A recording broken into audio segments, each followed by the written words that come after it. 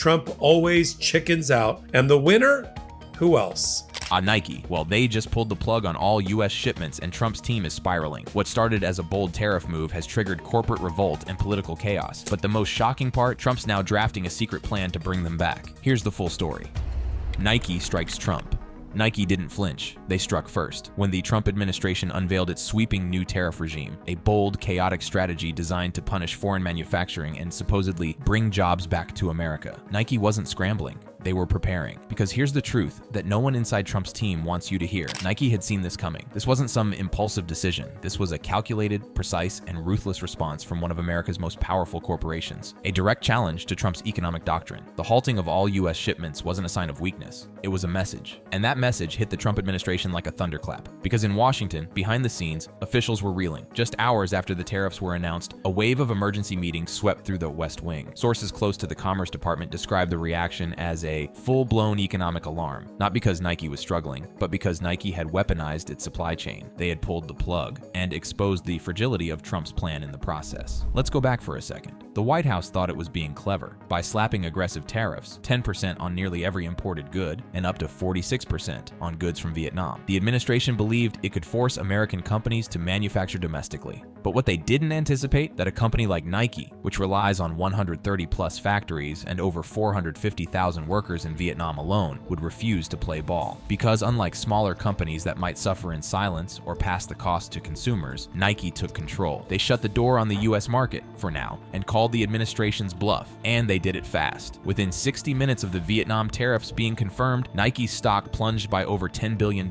Not because of fear, but because of certainty. So they lost $10 billion in their market cap in 1 hour. And in that same moment, behind closed doors, Trump's economic council was reportedly in meltdown. Senior trade advisors clashed with Republican donors. Treasury officials began dialing retail CEOs. The Commerce Secretary was allegedly blindsided by Nike's announcement, believing Nike would just take the hit and keep shipping. They were wrong. The panic was so immediate, so palpable, that one source close to Trump's campaign team said the following words were uttered in a crisis meeting that night. "If we lose Nike, we lose the suburbs." That might sound ridiculous, but they're not talking about shoes. They're talking about image, and it gets worse. As Nike paused all incoming shipments, stores across the country began bracing for the fallout. Already, major retailers like Walmart had warned that they'd be raising prices on everyday goods due to the tariffs. Now Nike products were disappearing from warehouses, and the price tags that remained skyrocketing. NBC News learning Nike plans to raise prices on some shoes by between $2 and $10 as soon as next month. Sneakerheads were furious. Resellers started panic buying. TikTok exploded with videos of people hoarding Air Force 1S and Jordans. And all across social media, the sentiment was clear. Why are we paying the price for Trump's war? Inside Trump's camp, aides tried to spin the story. One press secretary claimed the tariffs were about economic stability and protecting American workers. The president is firm in his approach, and the president is ensuring economic stability here in the United States of America. But the numbers told a different story. U.S. inflation, already high, now had rocket fuel. The Dow dropped 3% in a single day, and analysts were blunt. If Nike's pullout becomes a trend, the economy could be pushed into full-blown recession. A recession seems more likely than not. In a single move, Nike had done what no foreign government or protest could. They made the costs of Trump's policy undeniable. Let's be clear, Nike didn't act out of fear. They acted out of strategy. This was a boardroom coup disguised as a shipping delay. By halting U.S. imports, Nike is essentially forcing the government to blink first, and it's working.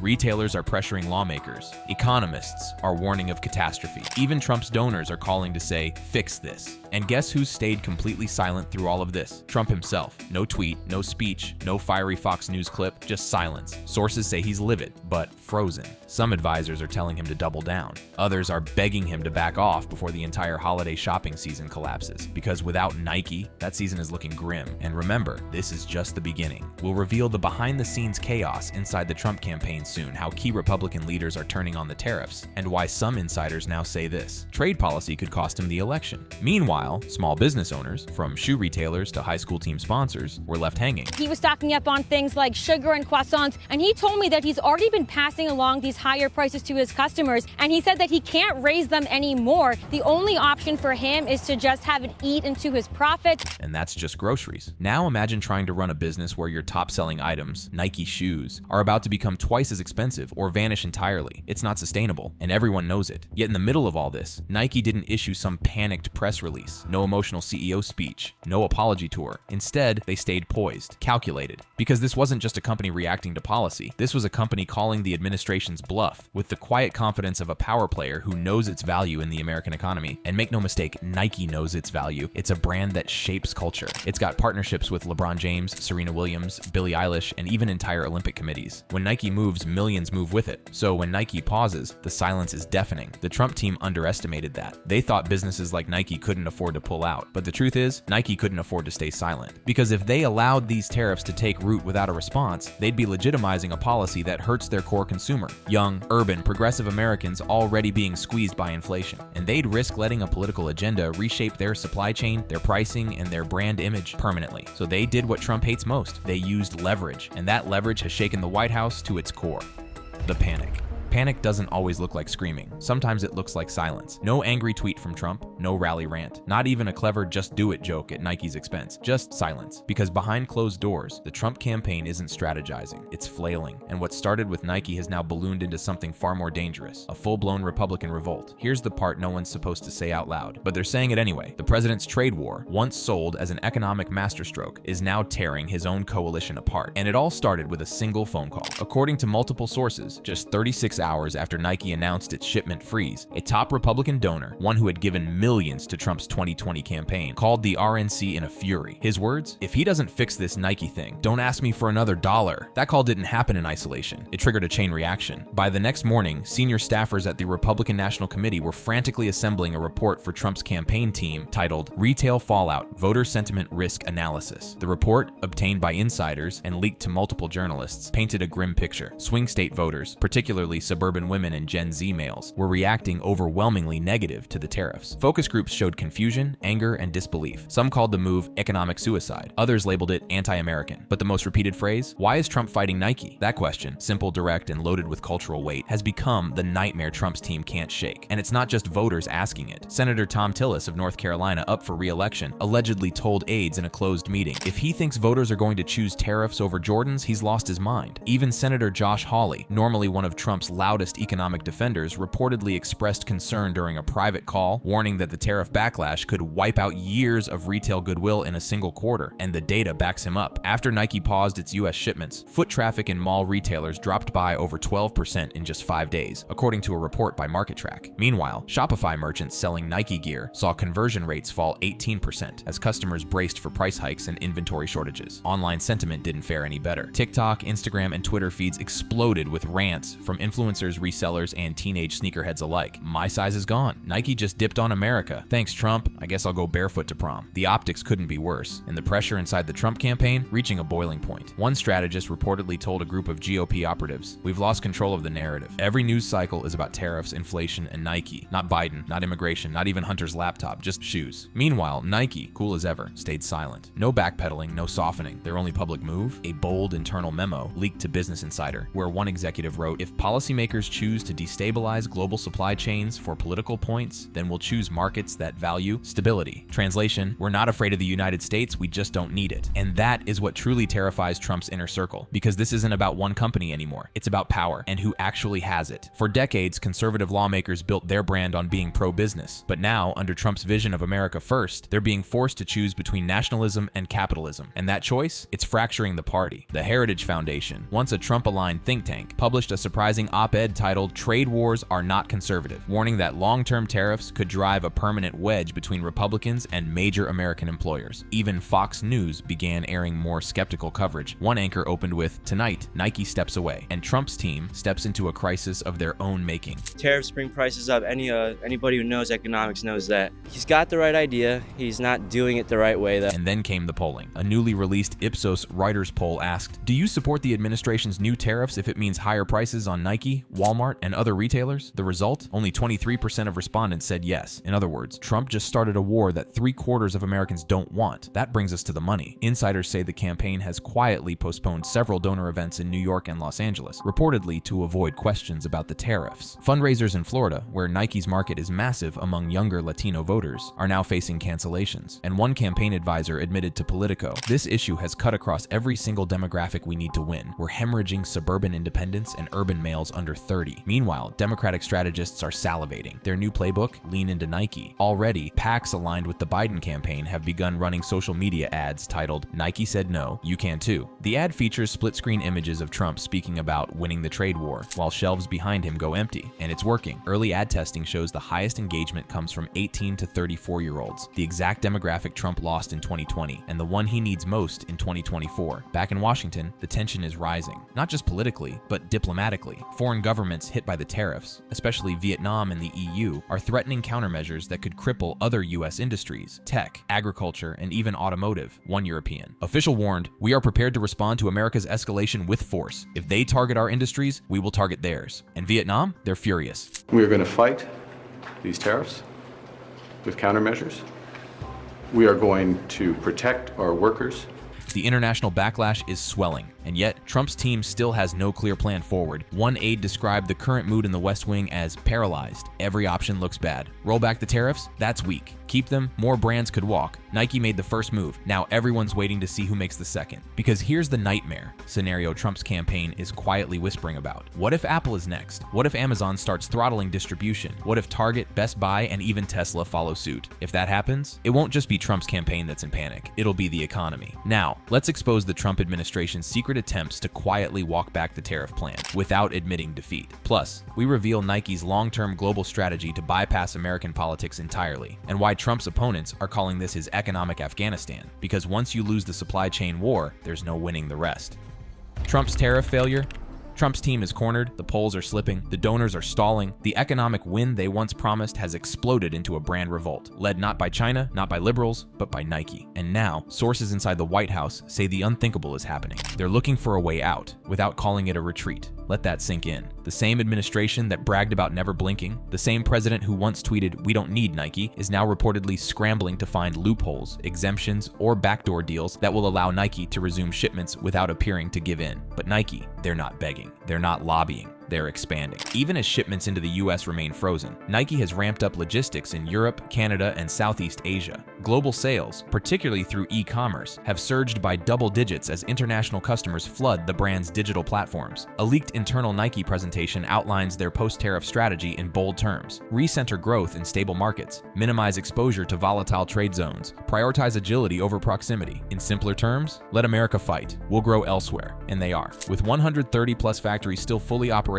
in Vietnam and additional expansion underway in Indonesia and Mexico, Nike is quietly diversifying away from the US altogether. They're building regional hubs in Europe, partnering with logistics firms in Dubai, launching exclusive collabs in India and Brazil. While Trump's team tries to claw back a narrative, Nike has moved on, and that reality is crushing the morale of Trump's economic advisors. One former staffer, speaking anonymously to Bloomberg, put it bluntly: they thought tariffs would bring Nike crawling back. Instead, Nike ghosted them. But the White House hasn't given up its illusions. Not yet. Insiders say a selective enforcement memo is being drafted by the Commerce Department. The goal? Quietly delay or suspend tariffs on athletic apparel imports from strategic allies, a euphemism for "we need Nike back." The administration is hoping to spin this as a clarification, not a rollback. But Washington insiders aren't fooled. One former USTR official scoffed. They're trying to plug a political wound with duct tape and call it policy. Meanwhile, the ripple effects just keep spreading. Retail lobbyists are now demanding that the administration provide tariff exemptions across entire sectors, not just Nike, arguing that surgical carve-outs only reward the powerful while punishing small businesses. Even Walmart and Target, two giants with historically close ties to Trump world, have now shifted lobbying dollars away from Republican super PACs, according to recent FEC filings, a silent protest that speaks volumes. And the military? Even they're feeling it. Nike supplies a wide range of athletic wear for military training programs, especially for branches like the Army and Navy. Now, with shipments frozen, those contracts are being restructured, or in some cases suspended. A Pentagon procurement officer speaking to Reuters admitted, "We didn't plan for this. No one assumed the tariffs would hit domestic morale suppliers. It's not just the market that's breaking, it's the system." And here's the kicker. While all this plays out, Trump still hasn't addressed the Nike freeze directly. His last public mention of Nike was a vague comment at a Michigan rally, where he called tariffs the best thing that's ever happened to American jobs, even as factory layoffs quietly began in the Midwest. He's got the right idea. He's not doing it the right way, though. the idea that it's going to bring manufacturing back, even if that were true, it'll take years and years before we can build those manufacturing plants. The reality is setting in, and it's brutal. Factories don't just pop up overnight. Global brands don't reverse course on a dime. And voters, they don't forget being forced to pay $180 for sneakers that used to cost $90, especially when the person behind it is standing on a stage calling it a win. The Biden campaign, sensing blood in the water, has already cut a new 30-second ad featuring footage of empty Nike shelves, overlaid with Trump promising cheaper goods for all. The final line? His policies weren't made for you, they were made for power, and power is slipping fast. According to a Monmouth University poll released just days ago, Trump's approval rating on economic issues has dropped 11 points since the tariffs were announced. Among independents, it's even worse, with 64% now saying they strongly disapprove of the trade war's handling. And this isn't just a temporary dip. Campaign strategists on both sides are beginning to reframe the election around Nike, not because of the brand itself, but because of what it symbolizes. A government so obsessed with control that it triggered economic rebellion, a populist movement that accidentally crushed the people it claimed to protect, and a president who thought power meant forcing compliance, only to be reminded that, in the global economy, power belongs to whoever can walk away, which Nike just did. And Trump? He's stuck holding a bag full of broken promises, angry voters, and empty shelves. This was never about shoes. It was about ego. It was about a leader who thought economic leverage was a weapon and got outplayed by the very companies he tried to strong-arm. So now, the panic inside the Trump campaign isn't just about Nike, it's about who's next. Because every boardroom in America just learned a lesson. If Nike can say no, so can they. And that might be the most dangerous outcome of all. And here's something that should terrify every strategist working under the Trump campaign banner. Nike is now becoming a blueprint. Sources inside Apple, Amazon, and even Ford Motor Company say executive teams have begun studying Nike's response as a case study in supply chain power. According to a leaked Goldman Sachs advisory titled Tariff Survival Models Post-Nike, over 40 major U.S. companies are now exploring responsive withdrawal strategies in the event that tariffs become permanent. Let that sink in. Trump's economic war just triggered corporate evacuation drill, and if these companies follow Nike's lead, the U.S. economy could face a slow-motion exodus, one brand at a time, not because they hate America, but because they can't operate inside economic chaos. The irony is stunning. Trump's promise was to bring jobs home, restore manufacturing pride, and punish outsourcing. But what we're seeing is the exact opposite. World-class companies distancing themselves from U.S. politics because the cost of compliance has become too high. In a brutal twist, Nike, once slammed by conservative pundits for being too woke, too global, or too corporate, now stands as the only entity with a plan. A clear, confident, profit-focused plan that doesn't depend on Washington's mood swings. And what does Trump have? He has a campaign team fractured by infighting. He has donors growing cold. He has headlines about $200 sneakers. He has a slogan, "Make America Great Again," being drowned out by "Where are the Nikes?" Even Republican strategists have admitted off-record that they didn't expect this much backlash from just one brand. But that's the problem. They still think this is about sneakers. It isn't. This is about optics, leverage, and narrative collapse. And Nike isn't just walking away, it's walking away smiling. As this script drops, Nike is prepping for a massive European campaign launch, including exclusive drops in Berlin, Paris, and Barcelona. Meanwhile, sneakerheads in Chicago and Miami are still refreshing their carts, only to see unavailable in your region. Nike is winning the perception war, because perception is power, and Trump's grip on it is unraveling. Here's what to expect next. Private exemptions disguised as policy pivots. Muted walkbacks buried in late Friday press releases. Campaign surrogates trying to change the subject to border security, crime, or culture wars. But none of that will undo the image the world saw. A towering American brand stood its ground, and the man who claimed to never fold, folded, silently. Even foreign leaders are taking notes. During a G20 press roundtable, Germany's finance minister referenced the Nike situation directly, saying, "It proves that modern economies are not ruled by tariffs. They are negotiated through mutual benefit." In diplomatic speak, that's a jab. A clean one, a globally televised one. And still, Trump hasn't said Nike's name again. Because every time he does, it reminds the public of who outmaneuvered him. Every headline, every TikTok, every resale listing, every empty shelf. And what about the voters? They're not reading policy PDFs. They're not attending economic summits. They're checking their receipts. They're looking at price tags. They're noticing their favorite brand just left the building. And they're asking why. That's what makes this story dangerous. This isn't about an ideological debate or foreign policy nuance. This is visible, tangible, personal. You walk into a store, you see it with your own eyes. And whether you're a Nike fan or not, you feel the absence. It's that emotional gut punch that will stick. Not a news article, not a debate zinger, just the moment someone realizes things were easier before this. So as the Trump campaign pivots, spins, and deflects, Nike doesn't have to do a thing. They've already won the moment. They've already secured the optics. They've already shifted their strategy and left the US to sort through its own self-inflicted wound. And Trump, he's left defending a battlefield no one's fighting on anymore, because this isn't just economic blowback. It's branding revenge. challenge, and in that arena, Nike doesn't miss. Thanks for joining us today. Check out our video for more thrilling content. Sometimes the country will eat it, sometimes Walmart will eat it, and sometimes there'll be something to pay. Walmart's CEO warned that Trump's tariffs would raise prices for Americans, a hidden tax. But Trump fired back, telling them to eat it. Now the US faces one of its biggest economic standoffs, and in this video, we break down how Trump wants you to pay for his tariffs. Trump's reaction. The bombshell that McMillan, the CEO of Walmart, dropped wasn't just about numbers on a balance sheet. It was about the real impact that Trump's aggressive tariff policies were having on everyday Americans. While Trump had been parading around, claiming that his tariffs would bring jobs back to America without costing consumers a dime, McMillan was about to pull back the curtain on the ugly truth that the administration had been desperately trying to hide. President Trump and his top economic aides have repeatedly said that Americans will not pay the cost of tariffs. In fact, last week, Lutnick said people have to drop the, quote, silly arguments that consumers would pay the cost.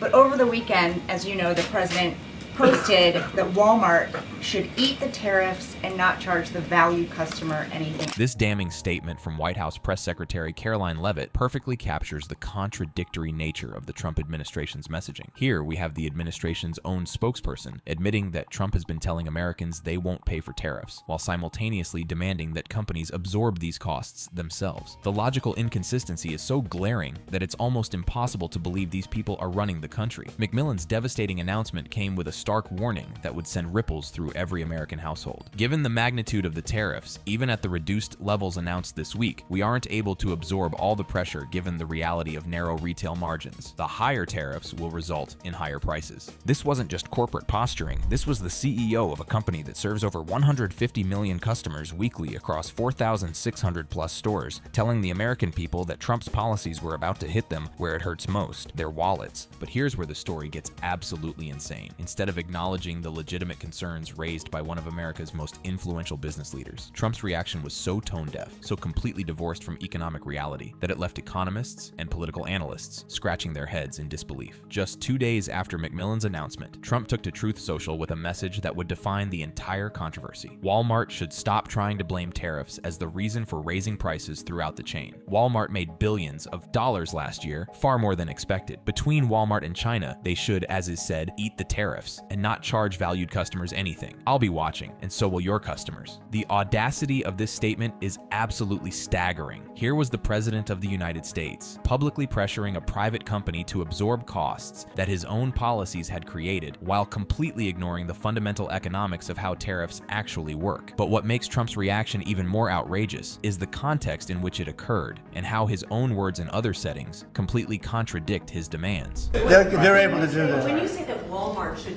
eat the cost of the tariffs, is that an acknowledgement that it is U.S. companies that bear the brunt of tariffs, not foreign countries? Sometimes the country will eat it, sometimes Walmart will eat it, and sometimes there'll be something to pay, something extra. I've always been a fan, and I've always believed, and if you look, take a look at what I did 4 years ago. This explosive admission from Trump himself reveals the complete contradiction at the heart of his tariff strategy. In this moment of honesty, Trump basically admits that American companies like Walmart do bear the burden of tariffs, directly contradicting everything his administration had been telling the public. When pressed by reporters about who actually pays for tariffs, Trump casually admits that sometimes there'll be something to pay, something extra, essentially confessing that his previous claims about foreign countries paying were complete lies. So we had the greatest economy, and we had no inflation. Remember that. We had no inflation, and yet we had hundreds of billions of dollars of tariffs that I put on China, yet we had no inflation. We had no big cost differential.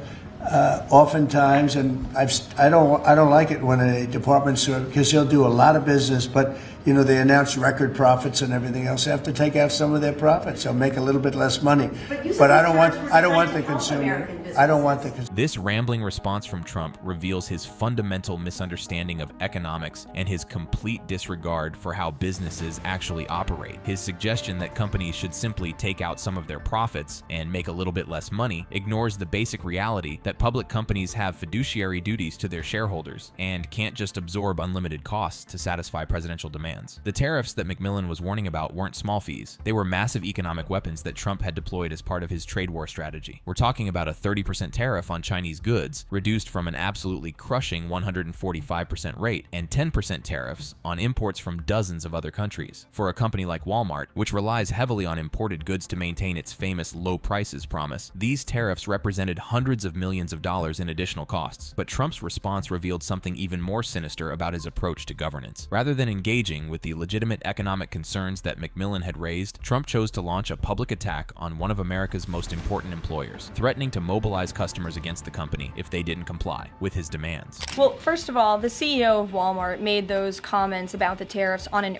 earnings call where CEOs, I believe, are legally obligated to give the most dire warnings and forecasts to their investors and stakeholders. The reality is, as the president has always maintained, Chinese producers will be absorbing the cost of these tariffs. And that is why China was so quick to hustle to the negotiating table with the United States of America. This response from Press Secretary Caroline Leavitt is absolutely mind-boggling in its dishonesty. She's essentially claiming that Macmillan was legally required to lie to investors about the impact of tariffs, while simultaneously maintaining the fiction that Chinese producers would absorb the costs. The cognitive dissonance required to make these contradictory statements in the same breath is truly staggering. They need our markets, they need our consumers, and I would again point you to the inflation report that came out last week showing that inflation is declining, in large part because energy prices are dropping across the board in this country because of the president's robust energy agenda that he has taken since January 20th. So the president is committed to ensuring that prices remain low for American consumers, and he maintains the position that foreign countries will absorb these tariffs. The brazen dishonesty in this statement is absolutely breathtaking. Leavitt is trying to spin declining energy prices as evidence that tariffs aren't causing inflation, completely ignoring the fact that tariffs primarily affect manufactured goods and food imports, not energy. It's a classic misdirection tactic designed to confuse the public about the real impacts of Trump's trade policies. The timing of this confrontation couldn't have been more perfect for exposing the hypocrisy at the heart of Trump's trade policies. For months, Trump and his economic advisors had been telling the American people that foreign countries would pay the cost of tariffs, despite overwhelming economic evidence to the contrary. But when faced with the reality that American companies and consumers would actually bear the burden, Trump's solution wasn't to reconsider his policies. It was to bully businesses into hiding the true costs from the American people. What makes this story even more explosive is the broader context of Macmillan's relationship with Trump. This wasn't some liberal CEO looking to score political points against a Republican president. Macmillan had actually been working with the Trump administration, even meeting with Trump multiple times to discuss trade relations and economic policy. He had been trying to work within the system to find solutions that would benefit both American workers and American consumers. But this wasn't Macmillan's first clash with Trump over matters of principle. Back in 2017, following the violent white supremacist rally in Charlottesville, Macmillan had courageously spoken out against Trump's failure to unequivocally condemn racism and hatred. Even then, Macmillan had shown that he was willing to put principle over politics, even when it meant potentially alienating the most powerful man in America. The economic earthquake that shook Washington. To truly understand the magnitude of what Doug Macmillan unleashed when he made his bombshell announcement, we need to examine the economic forces that had been building beneath the surface for months. Trump's tariff policies, implemented as part of his aggressive trade war strategy, had been creating unprecedented pressure on American businesses, but most corporate leaders had been reluctant to speak out publicly about the real costs. The numbers behind Trump's tariff regime are absolutely staggering. The National Retail Federation estimated that these policies could cost American families an additional $78 billion annually. That's over $1,200 per household every single year. But Trump had been masterfully spinning these policies as victories for American workers, claiming that foreign countries would foot the bill while American jobs flourished. But here's where Trump's own words come back to haunt him. When pressed about the specifics of his tariff policies during press conferences, Trump revealed his complete ignorance about how these economic weapons actually work in practice. Mr. President, on Apple, you said this morning that if they don't make their iPhones in the U.S., you're going to hit them with a 25% tariff. Right. Do you have the power to tariff one single company? And why would you want to hurt an American company in that way? It would be more. It would be also Samsung and anybody that makes that product. Otherwise, it wouldn't be fair. So anybody that makes that product, and that'll start on I guess the end of June it'll come out. I think we have that appropriately done by the end of June. This exchange reveals Trump's casual approach to imposing massive economic penalties on companies, treating tariffs like they're simple policy tools that he can deploy without consequences. The reporter's question about hurting an American company goes to the heart of the contradiction in Trump's tariff strategy. These policies don't just affect foreign competitors, they devastate American businesses and consumers. So if they make that product, now again, when they build their plant here, there's no tariff. So they're going to be building plants here. But I had an understanding with Tim that he wouldn't be doing this. He said he's going to India to build plants. I said, that's okay to go to India, but you're not going to sell into here without tariffs. Trump's admission that he had an understanding with Apple reveals the corrupt nature of his tariff policies. He's essentially admitting that these supposedly principled trade measures are actually just tools for extracting personal commitments from CEOs. It's crony capitalism at its absolute worst. This statement from White House Press Secretary Caroline Leavitt perfectly captures the contradictory nature of the Trump administration's messaging. On one hand, they were insisting that Americans wouldn't pay for tariffs. On the other hand, they were literally telling American companies to eat the costs of those same tariffs. The logical inconsistency is so glaring that it exposes the fundamental dishonesty at the heart of Trump's trade rhetoric. But Macmillan wasn't making his announcement in a vacuum. He was responding to real pressures that were already hitting Walmart's bottom line. The company's CFO, John David Rainey, had been witnessing firsthand how these tariffs were affecting everything from electronics and toys to basic food staples like bananas, avocados, and coffee. Reality was that tariffs on countries like China, Costa Rica, Peru, and Colombia were driving up costs across Walmart's entire supply chain. What makes Macmillan's position even more courageous is the context in which he made his announcement. Walmart had actually been working overtime to mitigate the impact of these tariffs, investing heavily in domestic sourcing and absorbing costs wherever possible. The company had committed to purchasing $296 billion from U.S. suppliers and had pledged an additional $350 billion over the next 10 years. They had been doing everything possible to support Trump's America First agenda while protecting their customers from price increases. But there's only so much that even a company as large and powerful as Walmart can absorb. The magnitude of Trump's tariffs, particularly the 30% rate on Chinese imports and 10% on goods from other countries, was simply too massive for any retailer to handle without passing some costs along to consumers. Macmillan was essentially being forced to choose between lying to his shareholders about the company's financial outlook or telling the truth about the real impact of Trump's policies. What makes you confident, sir, that Apple can build in the United States at a price that American consumers? Oh, they can. No, they can. This bizarre exchange where Trump contradicts himself in the same sentence perfectly captures his confused understanding of manufacturing economics. He claims Apple can build products affordably in the US, then immediately says they can't, revealing that he has no coherent vision for how his policies would actually work in practice. A lot of it's so computerized now. These plants are amazing if you look at them, but they can do that. And actually, as you know, Apple's coming in with $500 billion. So are the chip companies. We have all of the chip companies coming in, the biggest, $500 billion, $200 billion, $250 billion they're spending.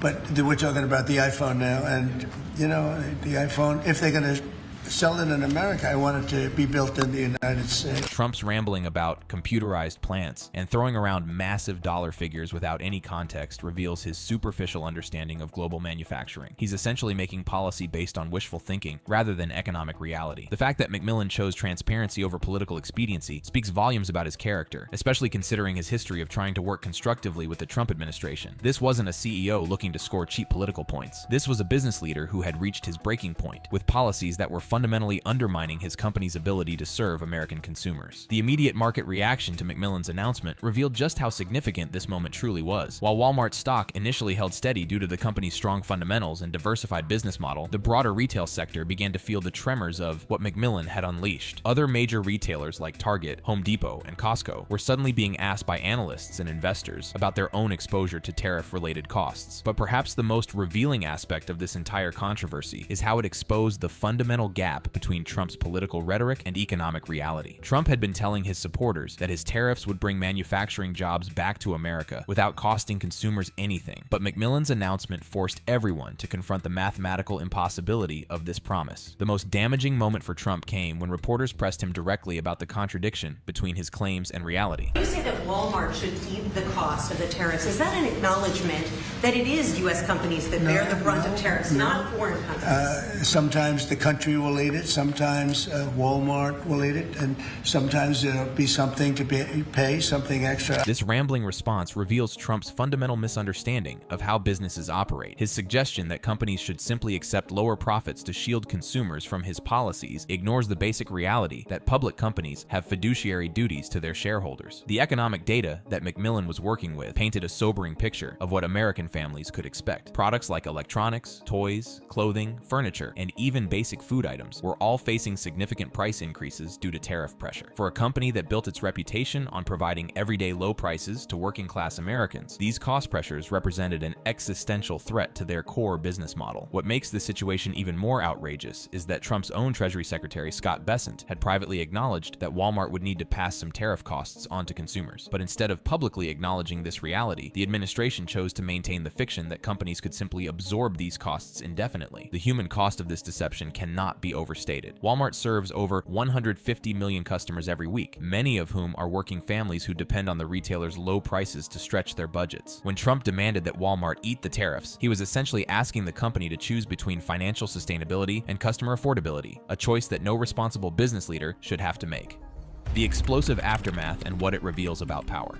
Trump's response came swift and brutal, delivered through his favorite medium of Truth Social with all the subtlety of a sledgehammer. But what makes his reaction so telling isn't just the aggressive tone, it's the fundamental misunderstanding of corporate responsibility and economic reality that it reveals. Trump wasn't just attacking Macmillan, he was attacking the very foundations of free market capitalism. What does he mean by "I'll be watching" to Walmart?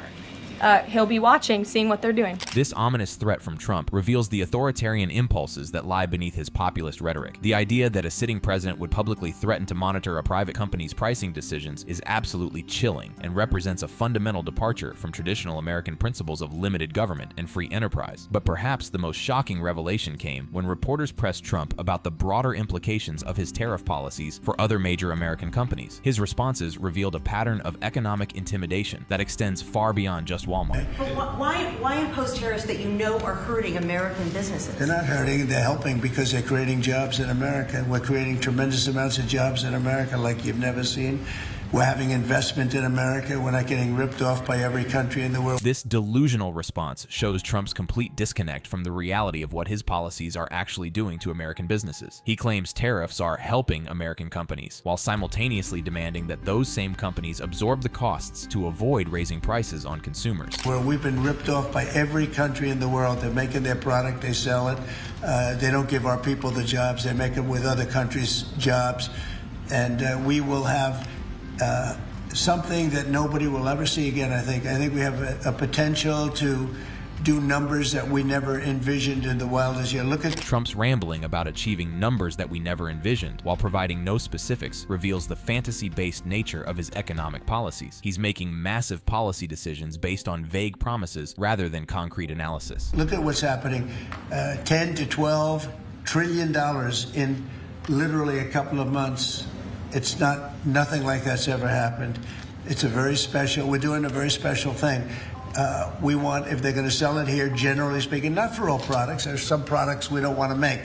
And frankly, we're much better off getting them elsewhere. This incoherent rambling about $10 to $12 trillion with no context or explanation perfectly captures Trump's confused approach to economic policy. He throws around massive numbers without any understanding of what they actually mean or how they relate to his tariff policies. But the most shocking aspect of Trump's response was how it completely ignored the legitimate concerns that Macmillan had raised. Rather than engaging with the economic realities of his tariff policies, Trump chose to attack the messenger and demand that Walmart simply pretend those realities didn't exist. It was a perfect example of how political expediency had completely replaced sound economic policy in Trump's decision-making process. The reaction from other business leaders was swift and telling. During a private meeting at the White House in April 2025, CEOs from major retailers including Target and Home Depot had apparently expressed similar concerns about tariff impacts. According to reports, Macmillan had even told Trump directly that his tariff policy was not good for anybody, but Trump had chosen to ignore these warnings until they became public. What makes this story even more explosive is how it fits fits into a broader pattern of Trump's relationship with corporate America. This wasn't the first time that McMillan had found himself at odds with Trump over matters of principle. Back in 2017, McMillan had courageously criticized Trump's response to the Charlottesville violence, stating that Trump had missed a critical opportunity to help bring our country together by unequivocally rejecting the appalling actions of white supremacists. The fallout from that earlier confrontation had been relatively muted, with Trump calling McMillan a very nice guy, making a political statement. But the 2025 tariff dispute revealed a much more aggressive and vindictive side of Trump's personality, one that was willing to use the full weight of presidential authority to pressure private companies into compliance. The economic implications of this confrontation extended far beyond Walmart's quarterly earnings. Consumer confidence had already been declining due to concerns about inflation and economic uncertainty, and Trump's public feud with America's largest retailer only added to those anxieties. Consumer sentiment fell 2.7% between April and May 2025, partly attributed to tariff-related recession fears. But perhaps the most damaging aspect of this entire controversy was how it undermined Trump's credibility on economic issues. For months, Trump had been claiming that his tariffs would benefit American workers without hurting American consumers. McMillan's announcement forced everyone to confront the mathematical impossibility of this promise, and Trump's response revealed that he had no coherent plan for dealing with the obvious contradictions in his policy. The international reaction to this domestic dispute was equally telling. Trading partners around the world were watching carefully to see how the Trump administration would handle the obvious failures of its trade policy. When the leader of the free world is reduced to publicly bullying private companies to hide the costs of his own policies, it sends a clear message about the sustainability and credibility of those policies. Former Walmart US CEO Bill Simon added another layer of complexity to the story by arguing that Walmart actually could absorb the tariff costs. Simon pointed to Walmart's 25 basis point increase in US gross profit margin and suggested that the company had room to handle tariff impacts without raising prices. This created an interesting dynamic where even within the business community, there were differing opinions about Walmart's options. But McMillan's response to these criticisms revealed the depth of his commitment to transparency and accountability. Rather than backing down from his position, Walmart issued a statement reaffirming their commitment to low prices while acknowledging the reality of their constraints. "We have always worked to keep our prices as low as possible, and we won't stop. We'll keep prices as low as we can for as long as we can, given the reality of small retail margins." Companies like Costco and Best Buy had already begun raising prices on certain items to offset tariff costs,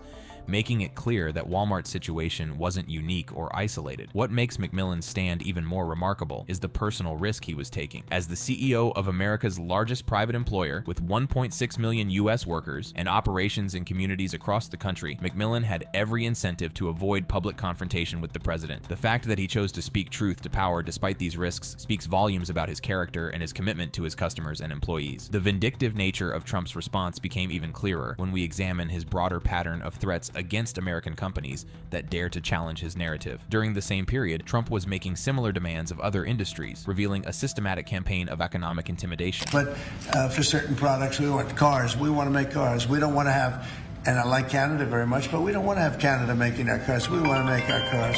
This casual dismissal of long-standing trade relationships with allies like Canada reveals Trump's reckless approach to international commerce. He's willing to destroy decades of economic cooperation based on simplistic nationalist slogans rather than complex economic realities. The pattern of Trump's authoritarian demands became even more disturbing when reporters pressed him about his threats to universities and other institutions. Are you considering stopping other universities besides Harvard from accepting foreign Well, we're taking a look at a lot of things, and as you know, billions of dollars has been paid to Harvard. How ridiculous is that? Billions.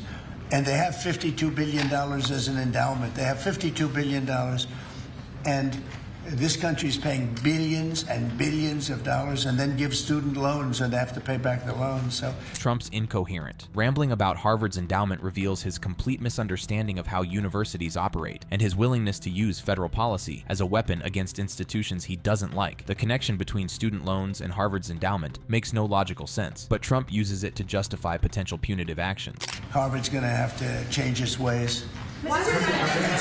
So are some others.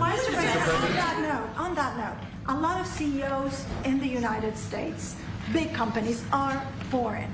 What is that going to do? I'm fine with that. No, I'm fine with that. No, we want to do that. We're actually going to be doing something in the near future that's going to make it possible for people to come into this country and come in and, have a road toward citizenship. This bizarre pivot from threatening universities to discussing immigration policy shows Trump's scattered thinking and inability to maintain coherent policy positions. He goes from threatening educational institutions to promising citizenship pathways in the same breath. That brings us to the end of this story. For more interesting clips like this, click on the cards on your screen.